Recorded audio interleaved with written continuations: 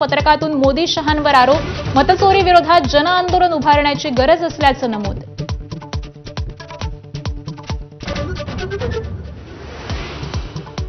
दशावतार सिनेमाच्या निमित्तानं ज्येष्ठ अभिनेते दिलीप प्रभावळकर आणि गीतकार गुरु ठाकूर माझा कट्टावर. धमाल किस्सांची मैफल आज रात्री 9 वाजता फक्त एबीपी माझावर.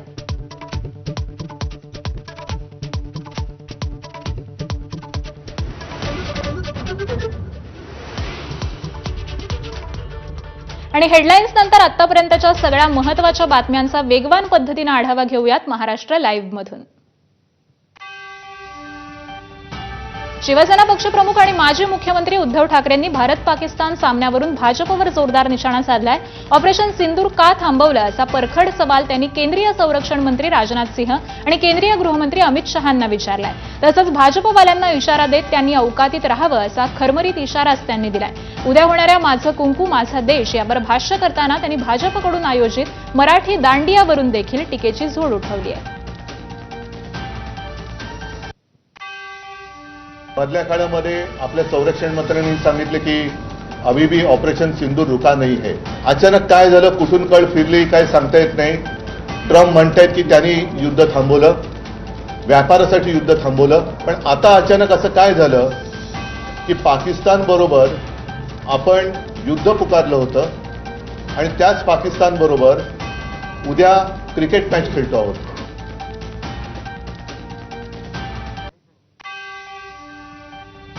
उद्या होणाऱ्या भारत पाकिस्तान सामन्यावरून ठाकरेंच्या शिवसेनेचे खासदार संजय राऊतांनी टीकेची झोड उठवली आहे. राष्ट्रभक्त उद्याचा सामना बघणार नाहीत, मात्र भाजप नेत्यांची मुलं आणि जय शहा हा सामना बघतील अशी खोचक टीकाही राऊतांनी केली आहे. याला भाजप खासदार राम कदम आणि नवनाथ बन यांनी प्रत्युत्तर दिलंय.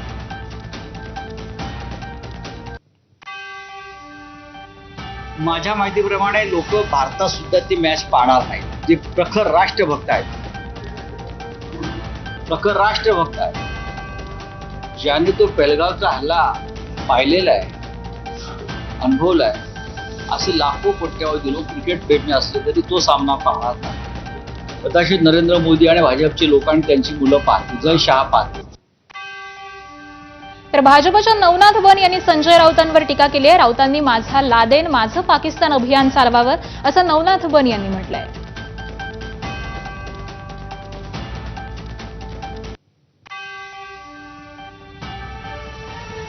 जर भारतीय संघ पाकिस्तान विरुद्ध खेळला नाही तर संघ स्पर्धेतून बाहेर होईल अशी प्रतिक्रिया मंत्री अनुराग ठाकूर यांनी दिली आहे.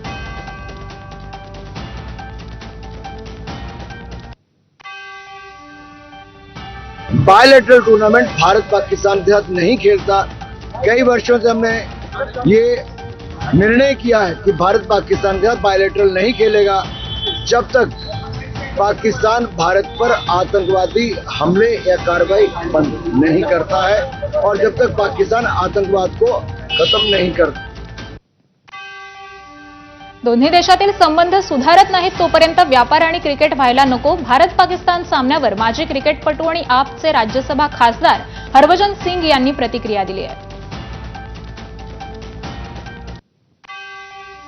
देखिए, इंडिया पाकिस्तान का मैच जो है हमेशा वो लाइमलाइट में आता है. अब ये ऑपरेशन सिंदूर हुआ और उसके बाद सब लोगों ने बोला कि क्रिकेट नहीं होनी चाहिए, व्यापार नहीं होना चाहिए. जैसा सरकार कहती है वो अगर कहती है सरकार की ये मैच होना चाहिए या व्यापार होना चाहिए तो फिर बिल्कुल ठीक है. बट देशों के हालात ठीक होने चाहिए आपस में.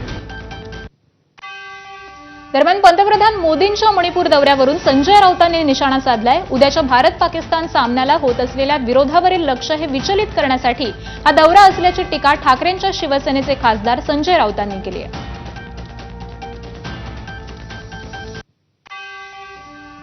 त्यांच्या दौऱ्याकडे आता कोणाचं लक्ष नाही. मी तो कोणाचा खिचगंटीती नाही. काही गोष्टींवरती लक्ष लोकांचं जाऊ नये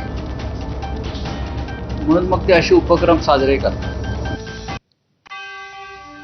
मराठा आणि कुणबी विद्यार्थ्यांना लाभ देणारी सारथीची एनएमएमएस शिष्यवृत्ती बंद करण्यात आली आहे असा आरोप मराठा महासंघाचे नेते वसंतराव मुळीकांनी केलाय. मराठा आणि कुणबी विद्यार्थ्यांना दर वर्षाला 9,600 रुपये शिष्यवृत्ती मिळायची. त्यामुळे शिष्यवृत्ती पुन्हा सुरू करा, अन्यथा हिसकावून दाखवू असा इशारा वसंतराव मुळीकांनी सरकारला दिलाय.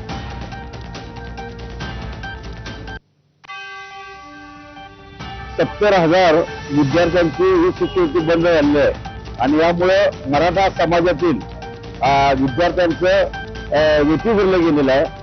या निर्णयामुळे अचानकपणे शिष्यवृत्ती बंद करून या स्वार्थीनं आणि सरकारनं शाहू महाराजांच्या विचाराला तिलांजली दिलेली आहे। मराठा एसईबीसी आरक्षणावरील पुढील सुनावणी ही 4 ऑक्टोबरला होणार आहे। मराठा समाज मागास असल्याचं राज्य सरकारला हायकोर्टात सिद्ध करावं लागणार आहे। पुढील सुनावणीत मराठा समाज मागास असल्याच्या मुद्द्यावर युक्तिवाद होणार आहे। मराठा समाज मागासवर्गीय नाही असा युक्तिवाद ॲडव्होकेट प्रदीप संचेती यांनी केलाय। अनेक मराठा श्रीमंत आणि आर्थिकदृष्ट्या सक्षम असल्याचं संचेती यांनी म्हटलंय, तर राज्यातील 28 पैकी 25% मराठा समाज गरीब असल्याचं महाअधिवक्त्यांनी म्हटलंय।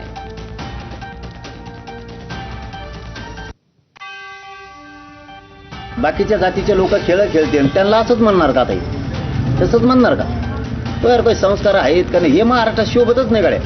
हे तिकडं नेपाळच्या त्याच्यात लोकांना शोभत आहे, तिकडं नेऊन सोडून दिलं पाहिजे। जाणार नागालँड फेगालँड नाहीत का तिकडं, हे लंड ते लंड बरेच आहेत ना, इंग्लंड आमचे त्याच्यात सोडून द्यायला पाहिजे। ते जाणार इकडे ठेवायलाच नाही पाहिजे। नाही, आता कोणाला नेपाळला सोडायचं आहे, कोणाला हे करायचं आहे, जरांगे कोण ठरवणार?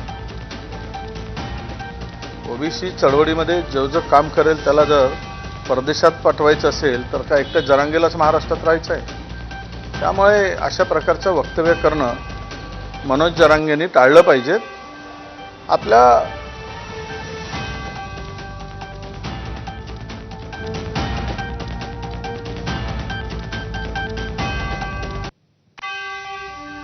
मंत्री छगन भुजबळांना नेपाळला सोडायला पाहिजे अशी टीका मराठा आंदोलक मनोज जरांगे पाटलांनी केली आहे। त्यावर आता काँग्रेस आमदार आणि विधिमंडळ पक्षनेते विजय वडेट्टीवारांनी प्रत्युत्तर दिलंय।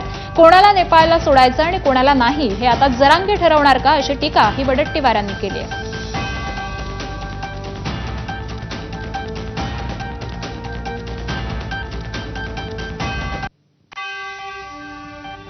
सरकारच्या वतीनं अगदी रोखठोक उत्तरं आणि पुराव्यासह समोर त्यांनी ते विषय मांडले पाहिजे।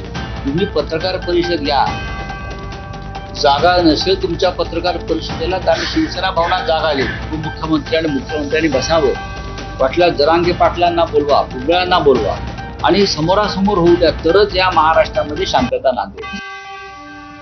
आरक्षणाच्या मुद्द्यावरून संजय राऊतांनी सरकारला टार्गेट केलंय। राज्यात शांतता ठेवायची असेल तर भुजबळ आणि जरांगेंना बसवून पत्रकार परिषद घ्या, पत्रकार परिषद घ्यायला जागा नसेल तर आम्ही शिवसेना भवन देऊ असा टोलाही राऊतांनी लगावलाय। तसंच एखादी भूमिका घेत असताना सर्वांसमोर पत्रकार परिषद घ्या असं देखील राऊत म्हणाले।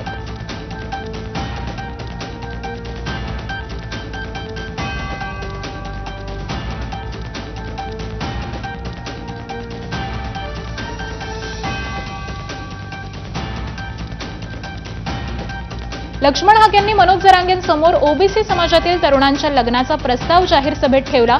कुणबी प्रमाणपत्राद्वारे तुम्ही ओबीसीत आला आहात तर आम्ही आमच्यातली क्वालिफाईड मुलं सुचवतो असं आव्हान त्यांनी दिलंय।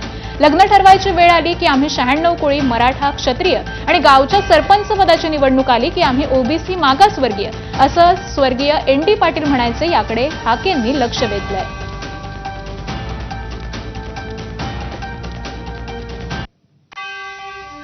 पोलीस सर्टिफिकेटच्या द्वारे तुम्ही ओबीसी मध्ये आलाय। आता पहिल्यांदा 11 विवाह आपल्यामध्ये करायचे। आता तुम्ही आमच्या आलाय की नाही?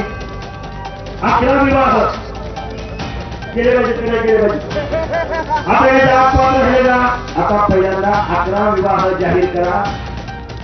आमच्याकडे 11 पुरायचं। बीडच्या गेवराई तालुक्यातील शिंगारवाडी इथं झालेल्या ओबीसी महाएल्गार मेळाव्यातून ओबीसी नेते लक्ष्मण हाके यांनी गेवराईचे आमदार विजयसिंह पंडित, प्रकाश सोळंके, खासदार बजरंग सोनावणे यांच्यावर निशाणा साधत जोरदार शाब्दिक हल्ला केलाय। खासदार बजरंग सोनावणे यांना चंदन चोराची उपमा देत तुझं शिक्षण किती असा सवाल केलाय, तर पंडित, साळुंके आणि सोनावणे यांना राजीनामा देण्याचं आवाहन केलंय। मुंबईला लाखोंच्या संख्येनं जायचं असल्यास या दरम्यान हाकेंनी हे जाहीर आवाहन केलेलं आहे। तर मराठा आरक्षणासंदर्भातील GR रद्द करून दोन्ही समित्या आमनेसामने बसवा असं देखील हाके म्हणाले। तर उपमुख्यमंत्री अजित पवार यांना देखील आव्हान देत सोमवारी वाजत गाजत बारामती पोलीस स्टेशनला जाणार असल्याचं हाके यांनी यावेळी स्पष्ट केलंय।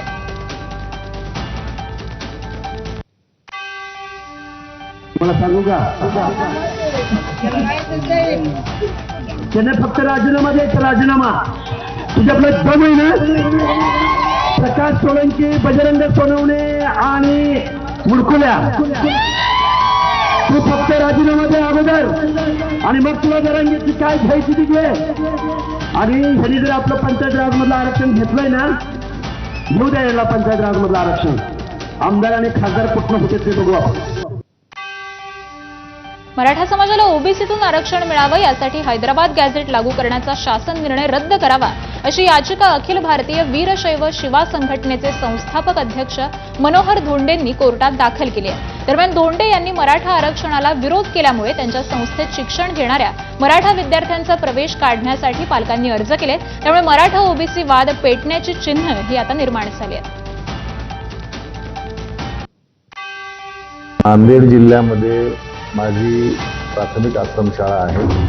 त्या प्राथमिक आश्रमशाळेमध्ये मराठा समाजाच्या 21 पालकांनी त्यांच्या पाल्यांच्या टीसी काढण्यासाठी काल अर्ज दिल्याची मला मुख्याध्यापकांनी माहिती दिली. आमच्या ओबीसीच्या किती संस्था आहेत, शिक्षण संस्था? मग शिक्षण संस्था तर महाराष्ट्रभर कोणाच्या आहेत? मग तिथं ओबीसीच्या पालकांनी टीसी काढून घ्याव्यात का? मराठा आरक्षणाबाबत मुख्यमंत्री फडणवीसांचे छत्रपती संभाजीनगरमध्ये होर्डिंग लागले. होर्डिंगवर आतापर्यंत झालेल्या 12 मराठा मुख्यमंत्र्यांचे फोटो लावण्यात आलेले असून मग टार्गेट म्हणून देवेंद्र फडणवीस का असा उल्लेख यावर करण्यात आलाय. फडणवीसांनी 2018 साली मराठा समाजाला पहिल्यांदा आरक्षण दिल्याचा उल्लेख देखील या होर्डिंगवर करण्यात आलाय.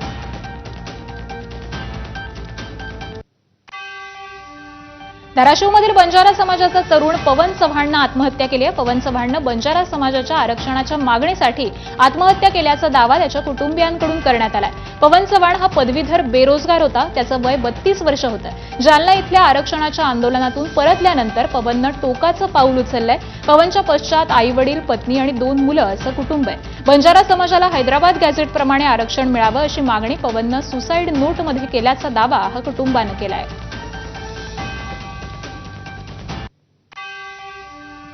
हैदराबाद गॅजेटच्या अनुषंगानं त्यांची इच्छा होती, तो पवन चव्हाण जो युवक तो जो बलिदान दिलेला आहे या आरक्षणासाठी, त्याची इच्छा होती की आमच्या बंजारा समाजाला देखील इतर प्रवर्गाप्रमाणे एसटी प्रवर्गामध्ये आरक्षण मिळायला पाहिजे. आणि गेली 8-10 दिवसापासून हा पवन चव्हाण हा मुलगा प्रत्येक आरक्षणासाठी जे काय आंदोलनं चालू आहेत, ज्या काय बैठका चालू आहेत, या ठिकाणी तो जातीनं हजर होता. मुख्यमंत्री देवेंद्र फडणवीस यांच्या आशीर्वादानं आपण आमदार मंत्री बनलोय. फडणवीस यांचं आडनाव फडणवीस ऐवजी जर देशमुख किंवा पाटील असतं तर सदाभाऊ खोत आमदार झाला नसता. वाळवा तालुक्यातील कामेरी गावात भाजपचे युवा नेते जयराज पाटलांच्या वाढदिवसाच्या कार्यक्रमात आमदार सदाभाऊ खोत यांनी हे वक्तव्य केलंय. फडणवीस हे नाव माझ्या दृष्टीनं सावलीसारखं. त्यांचं नाव फडणीसच्या जाग्यावर जर देशमुख पाटील असतं तर सदाभाऊ कदापि हे आमदार झाला नसता. ते आडनाव फडणीस होतं, म्हणूनच सदाभाऊ या राज्यामध्ये आमदार होऊ शकला. उद्धव ठाकरेंचं सरकार 5 वर्ष टिकलं असतं तर राज्याला पहिला मुस्लिम मुख्यमंत्री मिळाला असता अशी टीका नितेश राणेंनी केली. तर दिशा सालियन प्रकरणात माझ्या मुलाला वाचवा, तुम्हाला उपमुख्यमंत्री करतो असा शब्द उद्धव ठाकरेंनी असलम शेख यांना दिलेला होता असा दावा देखील राणेंनी केलाय.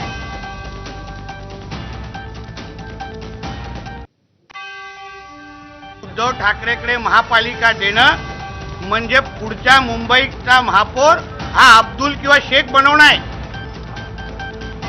या हिरव्या सापांना अगर तुम्हाला मुंबईचा महापौर बनवायचं असेल तर उद्धव ठाकरेच्या हातात सत्ता द्या.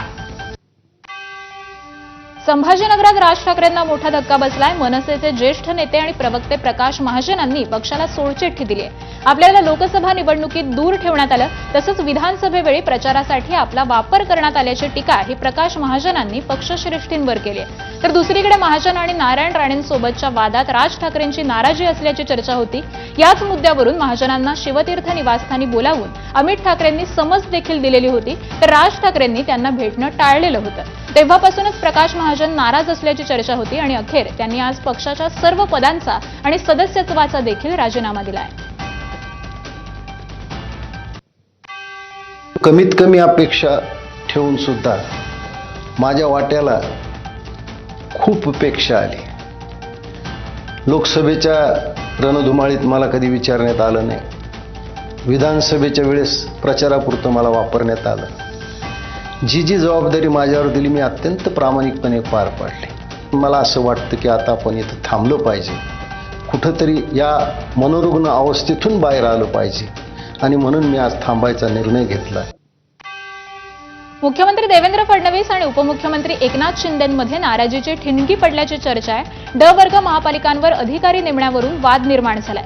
4.5 लाख लोकसंख्या आणि सुमारे 900 कोटींचा अर्थसंकल्प असलेल्या महापालिकांमध्ये सनदी अधिकारी तर अन्य महापालिकांमध्ये मुख्याधिकारी नियुक्त करण्याबाबतची कायदेशीर सुधारणा करण्याचे आदेश हे मुख्यमंत्र्यांनी नगरविकास विभागाला दिलेले होते. ड वर्ग महानगरपालिकांवर आतापर्यंत बिगर सनदी अधिकाऱ्यांची नियुक्ती करण्यात आलेली होती. मात्र आता मुख्यमंत्र्यांच्या आदेशांमुळे शिंदे नाराज असल्याची चर्चा आहे. काही कुठेही असं ठरलेलं नाही की फक्त IASच राहतील. कमिशनरच्या जागा या IAS करता आरक्षित आहेत. आरक्षित म्हणजे नोटिफाईड आहेत. त्या ठिकाणी जर आपण IAS अधिकारी दिला नाही तर केंद्र सरकार आपल्याला असं सांगतं की तुमच्याकडच्या IASच्या जागा कमी का करण्यात येऊ नये. अशा नोटिफाईड ठिकाणी IASच दिला गेला पाहिजे असा आग्रह आमचा असणार. शिंदेंच्या शिवसेनेतील नाराजी अद्यापही कायम असल्याचं बोललं जात आहे. माजी विभाग प्रमुखांच्या नियुक्तीवरून नाराजीच्या चर्चाही रंगलेल्या आहेत. नाराज पदाधिकाऱ्यांसोबत एकनाथ शिंदेंनी स्वतः बैठक घेतली. मात्र तरी देखील पदाधिकाऱ्यांची बैठक ही कायम असल्याचं समजतंय. त्यामुळे ऐन महापालिका निवडणुकींच्या तोंडावर सेनेला पदाधिकाऱ्यांच्या नाराजीचा फटका बसणार का असंही बोललं जात आहे.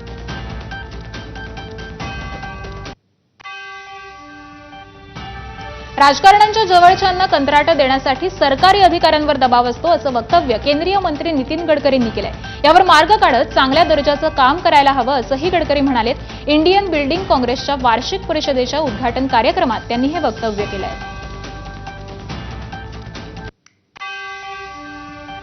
की भी मर्यादा होती है, क्योंकि सिस्टम में काम करते करते आजकल हम पॉलिटिशियन है, मंत्री है, हमारे भी कोई आर्किटेक्ट होते, कॉन्ट्रैक्टर होते, इसको काम दो उसको मत दो, आपके ऊपर प्रेशर आते रहता है. तो स्वाभाविक रूप से इन सब से मार्ग निकालते हुए भी अच्छे क्वालिटी का काम करना ये बहुत बड़ा चैलेंज है. आणि यासह बुलेटिनमध्ये एक